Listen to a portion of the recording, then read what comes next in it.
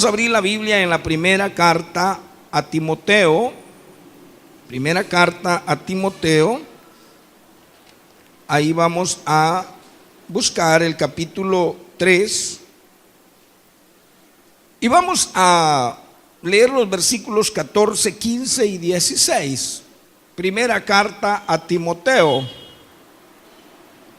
Versículos 14, 15 y 16. Gloria a Dios. ¿Alguien más dice amén? Gloria a Dios. Leamos todos juntos la palabra del Señor en el nombre del Padre, del Hijo y de su Santo Espíritu.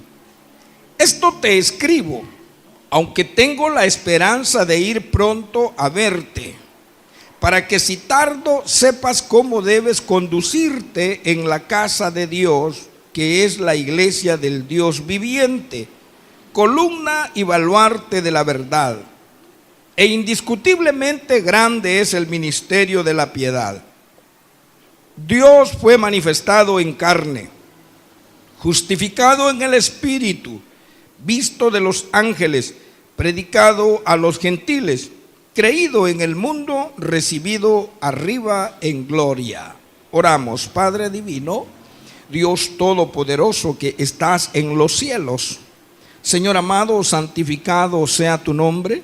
Gracias te damos una vez más y siempre por el amor, por los cuidados que tú tienes para con cada uno de nosotros, como el que esta misma noche estás teniendo de tus hijos en este lugar y aún de nuestros hijos biológicos fuera de este lugar. Muchas gracias, Señor, porque tú eres real, eres fiel y eres verdadero. Señor, en esta hora, en tu misericordia, permítele a este inútil servidor que sea el portavoz de tu palabra, pero que realmente quien nos dicte el conocimiento tan necesario a nuestra mente y a nuestro corazón sea tu divino y santo Espíritu. Así te lo pedimos y te lo suplicamos en el nombre de Cristo Jesús. Amén y amén. Gloria a Dios. Hermanos, hemos estado viendo las recomendaciones del apóstol Pablo a Timoteo, que por pedimento del apóstol era que Timoteo estaba sirviendo como un pastor a esa congregación en Éfeso. Siendo joven Timoteo y Pablo un hombre un tanto más experimentado en la fe, y habiendo sido él el que había iniciado cada una de esas congregaciones en todo ese periodo que el Señor le permitió desarrollar su ministerio evangelístico, Pablo tenía una responsabilidad moral y espiritual con esas congregaciones. Aún la tenía con el joven Timoteo, que le había dicho que te pedí que te quedases en Éfeso para que tengas cuidado de aquellos que andan enseñando falsas doctrinas. Pues ahora quiero hacerte unas recomendaciones, le dice a Timoteo. Y ese es el motivo que nos explica el apóstol en el versículo 15, que es una aclaración hoy mismo para la iglesia en todo el mundo de cómo debe de comportarse. ¿Por qué estas palabras o esta enseñanza? Ya mismo se estaban dando problemas en la iglesia recién nacida, la iglesia de Cristo. Usted y yo y la iglesia de Cristo hoy mismo hemos conocido los desórdenes que se gastaba la congregación que estaba en Corinto. Imagínese usted que celebraban la cena del Señor y la celebraban emborrachándose. ¿Por qué sucedería tal cosa? Porque esta gente no tenía todo el conocimiento de qué realmente era la iglesia. Y al no tener conocimiento de qué era la iglesia, como podía ser el caso también de de Éfeso, Pablo dice: quiero aclararte cómo debes comportarte en la iglesia, que es lo mismo para nuestros tiempos. La iglesia de Jesucristo en este tiempo está totalmente extraviada de la verdad que se debe de vivir dentro de la iglesia. ¿Será porque los pastores, que son los encargados de adoctrinar, no lo han hecho en la manera correcta? ¿O simplemente por un desinterés del creyente, que me atrevería a decir que están en 50-50? ¿Por qué, pastor? Cuando el predicador realmente predica la palabra del Señor, muchas almas dicen: Señor, dura es tu palabra, y por aquí es más recto. Y la otra es que el pastor se abstiene de predicar la palabra tal cual es, para eso, para que la gente no se vaya. Y por eso es que andan predicando fábulas, y por eso es que predican hasta de chistes, y por eso es que predican hasta de historietas, y eso le gusta a la carne de cada creyente. Y es así donde las iglesias están llenas. No le explican, no le predican, no le declaran la verdad a la gente para no incomodarla. No le dicen de que la mujer no debe de vestir la vestimenta del varón. No le predican de que la mujer debe de vestirse decorosa y pudorosamente. Véame aquí al frente, no se me distraiga. Hoy que usted se va o ya está suscrito al canal de nuestra iglesia Hacia Nuevas Alturas, ahí mismo le va a tirar su smartphone otros videos y lo va a llevar a usted a ver los desórdenes que se está viviendo en la iglesia de Jesucristo. Va a haber muchas congregaciones que están siendo lideradas o conducidas por mujeres que se dicen pastoras, y otras se dicen profetas, y con garbo reclaman su derecho de ser pastoras o profetas. Estaba recién viendo a una señora que, alegando que ella es una profeta de Dios, tienen que respetarla y hacer todo lo que ella diga porque ella es la profeta. Pero a mí la palabra del Señor no me enseña tal cosa. Y estas pastoras y estas profetas, muchas de ellas están bendecidas físicamente. ¿Me doy a entender? Y ellas explotan esa bendición física, adornándola y luciéndola igual que el mundo. Entonces, ¿cuál es la diferencia de la iglesia? ¿Para qué? Para que la gente se identifique y venga. ¿Está conmigo? Entonces dije, estamos 50-50. La iglesia está totalmente extraviada de la verdad.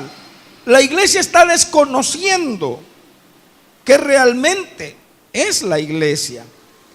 Y este es el motivo de esta carta del apóstol Pablo a su consiervo para este momento, Timoteo. Mire cómo dice, versículo 14: esto te escribo, aunque tengo la esperanza de ir pronto a verte. Hemos dicho que el apóstol Pablo podría haber estado en Macedonia gozando de libertad. Otros dicen por ahí que Pablo estaba en la cárcel, pero para este momento lo más probable es que Pablo estaba gozando de libertad después del primer encarcelamiento, porque tuvo un segundo encarcelamiento. Y fue en ese momento que escribió esta carta. Él tenía, oiga, ponga atención, la esperanza. Y la esperanza basada en el deseo de ir a visitar a Timoteo. ¿Para qué? Para apoyarlo ministerialmente. No hay cosa más gratificante para un siervo de Dios que sentirse apoyado moral y espiritualmente en el desarrollo del ministerio. Claro que Timoteo anhelaba de la misma manera y Pablo asimismo, ¿sí? Por eso dice, tengo la esperanza de ir pronto a verte. No te digo cuándo, porque la última palabra la tiene el Señor. Gloria a Dios. Pero si tardo, porque no sé cuándo el Señor me lo va a permitir, y así debe de decir y así debe de expresarse un verdadero creyente. Si el Señor lo permite. ¿Por qué? Porque Él mismo nos ha enseñado que cada día tiene su propio afán. Traducido a nuestro lenguaje contemporáneo, cada día tiene su propio problema. Cada día está lleno de nuevas dificultades, las cuales ciertamente el Señor está enterado. Él sabe por qué permite que vivamos las dificultades que algunas veces estorban el libre desarrollo de nuestra relación personal con Él. ¿Está conmigo, iglesia? Entonces dice, para que si tardo, sepas cómo debes conducirte en la casa de Dios. Le está hablando a Timoteo directamente, como si le dijera, si tardo, te escribo estas líneas para que sepas cómo debes de llevar a cabo tu ministerio. Y si tú vas a ser enterado de cómo debes de llevar ese ministerio, esas almas van a ser adoctrinadas y por ende van a vivir y se van a desenvolver en la forma correcta. Lo que tú le vas a enseñar. ¿Está conmigo? Cuando un servidor de Dios es nuevo en el ministerio, adolece de muchas situaciones.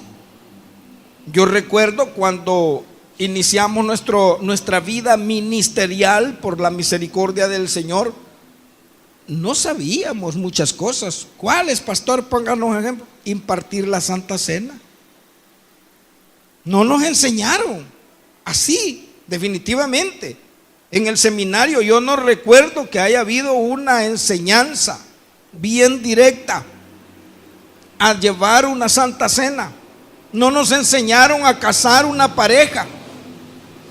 Lo aprendimos en el camino que el Señor nos lo fue dando. Y recuerdo que en esa primera oportunidad yo tenía como un temor, pero qué bueno que el Señor me mandó 2 pastores para cuando celebramos el primer aniversario de la iglesia. ¿Sí? Bendito sea el Señor. Entonces, eso es lo que Pablo está diciendo, para que sepas cómo conducirte en la casa de Dios. ¿Y por qué debes de aprender a conducirte en la casa de Dios? Porque ahí lo está explicando. Porque es la casa de Dios. Es algo que la iglesia de Jesucristo, si se le puede llamar iglesia de Jesucristo, ha perdido totalmente de vista. Porque si es la casa de Dios, ¿por qué voy a traer yo personas aquí a que vengan a desarrollar o a desenvolverse en un espectáculo mundano? ¿Por qué voy a traer yo aquí a alguien que venga a cantar música secular dentro de la iglesia, si es la casa de Dios? ¿Por qué nosotros los creyentes vamos a hacer cosas inmorales? ¿Por qué nosotros dentro de la casa de Dios, ponga atención, vamos a practicar la fornicación dentro de la congregación? Si es la casa de Dios. ¿Y quién es Dios? El único ser real y verdadero, todopoderoso, santo, 3 veces santo. ¿Y esa es su casa? Vaya usted a la casa de un hermano que vive una vida bastante correcta. No dije correctamente, bastante correcta. Y usted es un hermano que, a como caiga, vaya a hacer lo que usted hace en su casa, a ver cuánto tiempo lo aguantan en esa otra casa de su hermano, que es bastante correcto. Usted tiene que ir, no va a ir a hacer lo que usted hace en su casa, va a ir a hacer o a comportarse de acuerdo a los lineamientos que se comporta o establece su anfitrión. ¿Amén o no amén? Pero ahora la iglesia de Cristo, siendo que esta no es su casa de usted, de suya y mía, de los hombres, de las mujeres, de las almas, no es la casa de nosotros, es la casa de Dios. Él nos ha invitado para que nos gocemos en su casa. ¿Está conmigo? Entonces, si esta es la casa de Dios, debemos de aprender cómo conducirnos. Y ese Dios no es un Dios imagen, no es una estatua, no, es el Dios real y verdadero, viviente, el que está vivo. Por eso dije, no es un ídolo, porque hay en otros lugares donde dicen que es la casa de Dios, pero está llena de ídolos mudos. Fíjese bien. Y en veces, y perdone que diga de esta manera, y en muchas ocasiones, en muchas oportunidades, esta gente experimenta un mejor comportamiento aduciendo que es la casa de Dios, que nosotros, que realmente somos la casa del Dios viviente. Entonces es necesario ponerle atención a las recomendaciones que el Señor nos hace a través del apóstol Pablo. Y ya lo decía, para iniciar, cómo nosotros los hombres debemos de comportarnos, cómo debe de ser la oración y que debemos de ser gente de oración. Pero ¿qué tipo de personas somos ahora? La iglesia de Jesucristo en este tiempo no es una iglesia de oración, no es una iglesia de oración. Y la iglesia que se dice que es de oración solo va, dame, solo a pedir. Pero la oración que nosotros debemos de tener es de alabar al Señor. Nos llenamos la boca de decir, yo le alabo de corazón, yo le alabo. Pero alabar es declararle que Él es bello, que Él es lindo, que Él es fiel, que Él es todopoderoso, que Él es todo misericordioso. Y nosotros desde el momento cuando vamos a orar, lo primero, ay Señor, tú sabes la angustia que estoy pasando, yo no sé cuánto tiempo más tengo que esperar, Señor, para que tú hagas algo en mi vida, Señor, que no me escuchas. Y allá decían, yo te gano almitas. Ya se acabó, ¿verdad, hermana? Se acabó eso, ¿sí? ¿A eso va? ¿A reclamarle? No. Si es la casa del Dios viviente, debemos, hermanos amados, de saber comportarnos. ¿Y cómo nos vamos a comportar en la casa de Dios? ¿Cómo nos vamos a comportar? ¿Como mundanos? No, con santidad. ¿Y qué es eso? Vamos a ser personas totalmente diferentes, hermanos. Pero la iglesia, no se aflige, hermanos, si los que nos están oyendo y nos van a ver alrededor del mundo también están iguales. Y allá peor. Aquí no hay mujeres predicando. Y allá están enseñando todo lo que el Señor les ha dado. Y están bajándose a la gente. Y aquí no.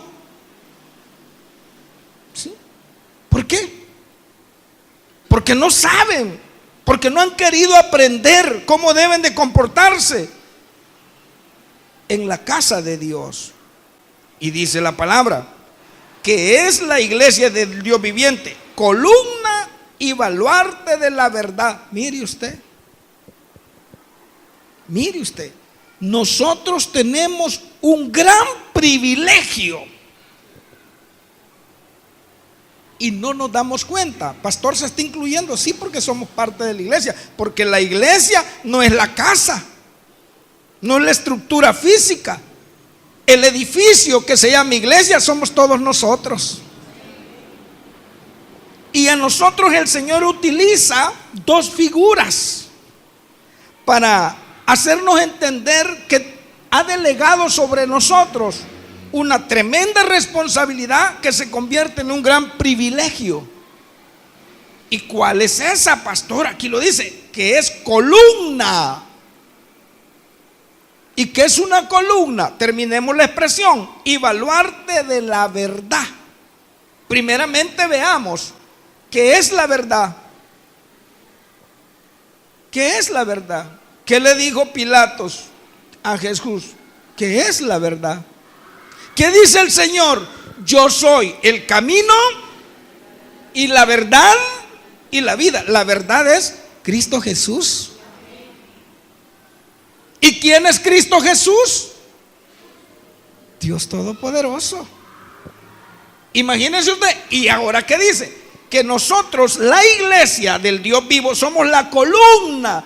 ¿Y qué es una columna? Es una estructura, sí, física. Es un soporte para mantener una edificación. Baluarte, ¿qué es un baluarte? Esto se lo quiero leer yo acá para que nos quede más claro. Dice que es un amparo y es una defensa. Ponga atención.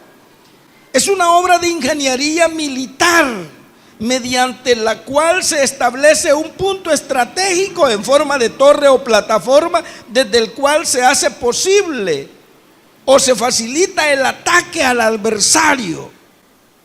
Un baluarte sería esta esquina desde donde vamos a dirigir un ataque, pero nosotros vamos a dirigir un ataque al enemigo con el poder y por el poder de Dios Todopoderoso.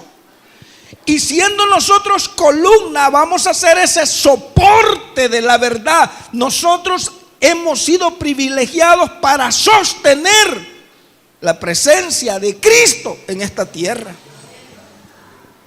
Oiga usted, hermano amado, nosotros, la iglesia, somos los que soportamos, así lo dice el Señor, es decir, somos la base donde se sienta nuestro Señor Jesucristo para pelear las almas al enemigo.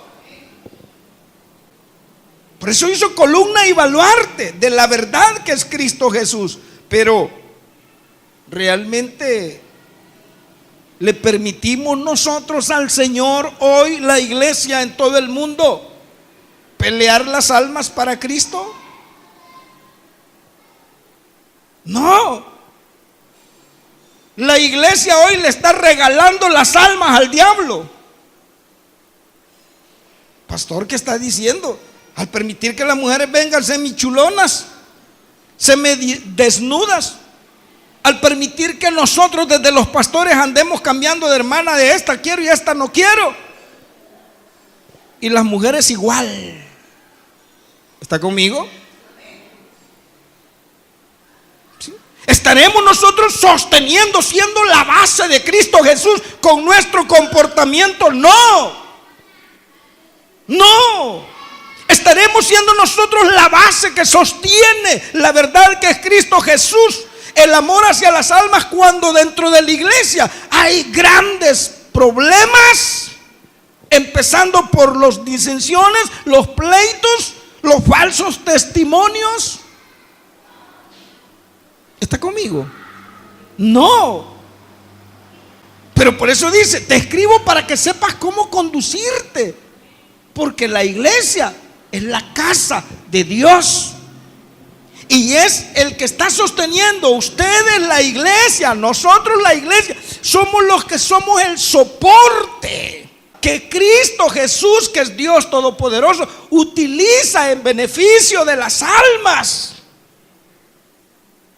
Pero cuando nosotros los creyentes, la iglesia, no sabemos quién realmente somos, qué conformamos como congregación, somos sí semejantes a esa madera que se le llama patas de una mesa, pero que estamos ya todas apolilladas y derribamos la plataforma de la mesa.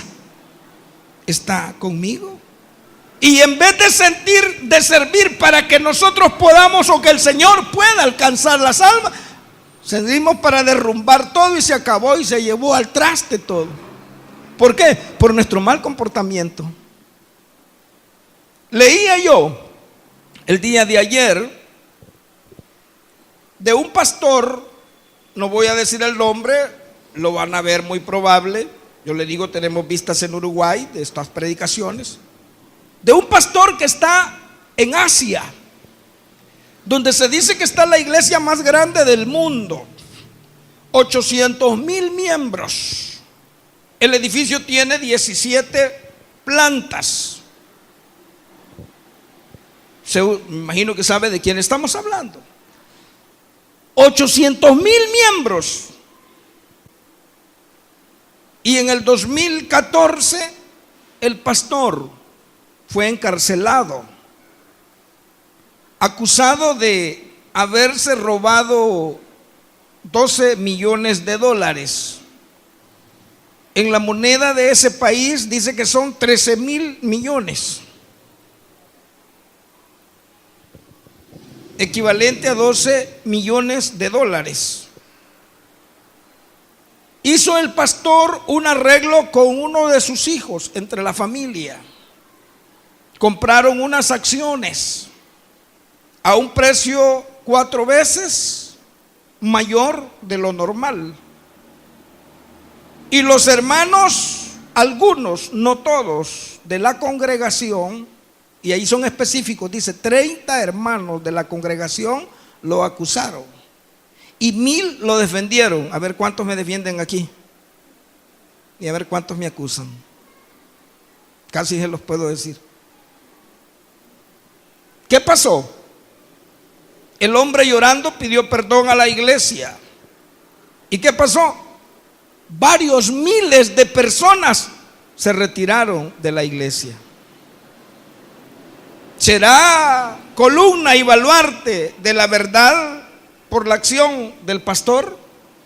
Lo hizo un tiempo, pero por debilidad, por ignorancia, por víctima, como dicen algunos, podría ser, porque después de haber levantado ese imperio eclesiástico, 800,000 miembros, edificio de 17 plantas, ¿sí? Más de 40 años ya de ministerio, hacer una cosa así, en vez de alcanzar más almas para Cristo, se derrumbó todo. Decía alguien, el dinero de la iglesia es para la iglesia, no es para andar comprando acciones. Yo realmente me he quedado a medias, digo, ¿qué tipo de acciones compró? Le explicaba yo a uno de mis hijos que es una acción. Y no es otra cosa hasta donde nosotros entendemos que cuotas de poder. Acciones de que compró la iglesia. La iglesia no está para eso. Salía alguien criticando y decía, ¿habrá en el mundo algún pastor que no viva de la iglesia? Y hacía una crítica. Ya vi las cabezas diciendo, sí, lea la Biblia. La palabra enseña que el pastor vive de la iglesia, come de la iglesia. El problema es cuando abusamos, cuando vamos más allá. Pero la iglesia está en el deber moral y espiritual de sostener a aquel que le sirve la palabra. Eso dice. Pero ya ahí, ¿qué pasó con ese comentario? Derribó todo. Porque un montón dándole like, sí, ¿para qué voy a ir a la iglesia si son ladrones? Lamentablemente, muchas veces es sí. ¿Por qué? ¿No se ha dado cuenta que es la propiedad de Dios? Ponga atención, y esto es delicado. Nosotros decimos nuestra iglesia. La iglesia que eres tú es del Señor. Mire, yo me he sentido apenado, avergonzado, cuando algunas veces, o ya no, hace un rato cuando iniciaba el ministerio, decía, mire su iglesia, lo felicito, qué bonita tiene su iglesia. Yo no tengo nada. A mí el Señor me ha permitido predicar su palabra en su iglesia. Esta y todas las congregaciones en el mundo que alaban a Cristo Jesús con todo el corazón son la iglesia de Jesucristo. Los que nos paramos tras un púlpito solamente somos servidores de Dios en beneficio de las almas para declarar la palabra, que es igual a decir, para declarar la verdad. Ponga atención, y ni siquiera llegamos a pastores. Pastor es otra cosa, pero se llenan la boca de ser pastores, de ser profetas, de ser apóstoles. Desconocen dónde están parados. Desconocen que han sido privilegiados por Dios para servir en la casa de Dios, del Dios real y del Dios verdadero. ¿Está conmigo? Gloria a Dios. Dice, columna y baluarte de verdad. Dice en el 16, indiscutiblemente, esta expresión es como si dijera, no hay duda, no hay discusión, que grande es el misterio de la piedad. No hay duda que grande es el misterio. ¿Qué significa la palabra misterio? La palabra misterio, hermanos amados, es aquello que está oculto. Es aquello que no se ha dado a conocer. Sí, está oculto, es un misterio, porque no se sabe, no se conoce. Ojo, sin embargo, para este momento, Pablo lo llama misterio porque estuvo oculto por tantos miles de años, hasta que fue descubierto y revelado con la encarnación de Dios a través, oiga cómo se dijo, de Dios a través de Jesucristo. Ahí se reveló que el misterio, lo que estaba oculto, y dice el misterio de la piedad. La piedad tiene varias acepciones. Una de ellas en la iglesia, cuando dice una iglesia piadosa, significa una iglesia devota, una iglesia respetuosa de Dios. Pero cuando habla de la piedad hacia el ser humano, y en este caso el misterio de la piedad, lo que está significando es el misterio de la misericordia, el misterio de la compasión de Dios. Piedad es compasión por alguien que debe de ser castigado. Y todos los seres humanos, creyentes y no creyentes, debiésemos o debimos ser castigados por Dios, porque todos fuimos en un momento, y algunos lo siguen siendo, enemigos de Dios. Fíjese bien, grande es el misterio y la piedad. Esto dice, no tiene discusión. Lo que estaba revelado o ya se reveló, que es igual a decir la misericordia de Dios. ¿Y cómo es eso? ¿Por qué es tan grande? Porque dice, Dios fue manifestado en carne. Ponga atención, hermano amado. Mire, no pierda de vista que todo este misterio que nos manifiesta el Señor a través de Pablo fue en beneficio de nosotros, los seres humanos, y que nosotros estamos siendo privilegiados hoy mismo con este misterio. ¿Por qué? Porque Él se reveló en carne. ¿Quién es? Dios. Porque Jesucristo es Dios. Porque Jesucristo, cuando vino a este mundo, era Dios. Pastor, ¿cuál es la base para decir eso? Si usted mismo nos ha enseñado que Él fue un hombre. Amén. Y de eso lo está diciendo aquí. pero en ese hombre estaba Dios. ¿Por qué? La palabra nos enseña en el Evangelio según San Juan, capítulo 1 y versículo 1. En el principio era el Verbo, y el Verbo era con Dios, y el Verbo era Dios. Ahí, si somos nuevos, no entendemos. A un servidor le pasó. ¿Quién está hablando? Yo el verbo, lo que aprendí en la escuela es que el verbo es la acción de la oración, ¿verdad? ¿Amén o no amén? La parte gramatical de tal acción. Claro, Dios es acción. Pero en 1:14 dice, y aquel verbo se hizo carne y habitó entre nosotros. ¿De quién habla? De Cristo Jesús. ¿Y qué dice en el 1:1?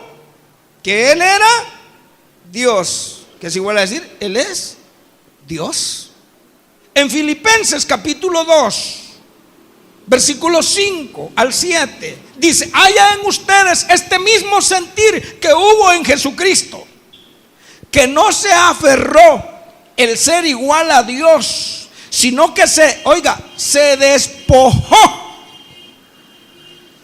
despojó a sí mismo, tomando forma de siervo, hecho semejante a los hombres. ¿De quién está hablando?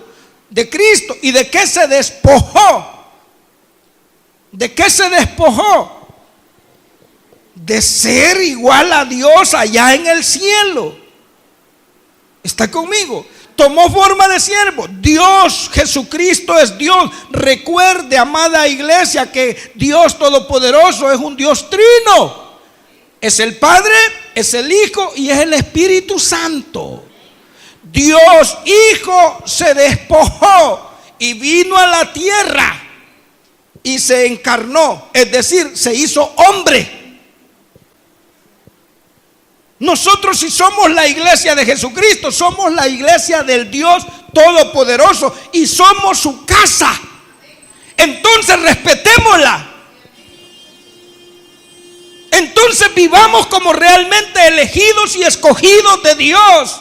Entonces vivamos correctamente como verdaderos hijos de Dios. Vivamos una vida diferente a la que vive el mundo. Y es por eso la palabra del apóstol Pablo a Timoteo. ¿Está conmigo? ¿Amén o no amén? ¿Está escuchándome? ¿Está escuchando la palabra de Dios? Justificado en el Espíritu, visto de los ángeles. Visto de los ángeles. ¿A qué se refiere visto de los ángeles? ¿Cuál es la trascendencia? Los ángeles son espíritus ministradores, dice la carta a los Hebreos, al servicio de Dios y de los escogidos de Dios. Y los ángeles le servían y le sirven a Jesús. Y cuando Él estuvo aquí en la tierra en carne, cuando Él estaba orando en el Getsemaní, cuando dice la palabra en el Evangelio según San Lucas que derramaba gotas de sudor como sangre, que Él estaba en tremenda agonía, un ángel vino a fortalecerle. ¿Por qué? Porque Él era Dios encarnado. ¿Está conmigo? Los ángeles que están en el cielo vinieron a servirle al Señor. Los ángeles están al servicio de Dios. Y eso es lo que está diciendo Pablo. Visto de los ángeles, predicado a los gentiles. Vuelvo con estos 2-3 puntitos. Predicado a los gentiles, declarado a aquellas personas que no conocían nada de Dios, a los idólatras. Se les predicó el evangelio de Jesucristo. Y aún así dice, y creído en el mundo. Y vaya que sí fue creído, porque el mismo apóstol Pablo, el mismo Timoteo y nosotros mismos hemos creído y estamos creyendo en Él, que Él es Dios Todopoderoso. Bendito sea Dios. Y termina, recibido arriba en gloria. Mire usted, en el momento de que Él, Dios Todopoderoso, le hace salir de entre los muertos, lo resucita para que nunca más vea muerte. ¿Qué es lo que está haciendo? Él está regresando a tomar posición que por la eternidad había tenido y está teniendo, sentado a la diestra del Dios Padre Todopoderoso. Y ese, oiga esto, el misterio, póngame atención, porque ese misterio estaba revelado, que estaba oculto. La gracia, la misericordia, la compasión de Dios estaba oculta, y se reveló que Dios, siendo Dios Todopoderoso, se despoja, viene a la tierra, ponga atención, sufre, pero luego vuelve a subir, pero viene a dejar vidas restauradas. Pero si el Señor vino a restaurarlos, es para que vivamos una vida diferente. Vino a restaurarlos y nos deja encargados de sostener la verdad de Dios. Está conmigo. Y terminemos con el reproche, como dicen las cartas en Apocalipsis. Pero ¿estamos nosotros siendo el soporte de la verdad? Digo nosotros, la iglesia, en todo el mundo. Le dije y le repito, y espero que los que oigan esto alrededor del mundo y nosotros mismos nos arrepintamos de todo lo malo que hemos estado haciendo.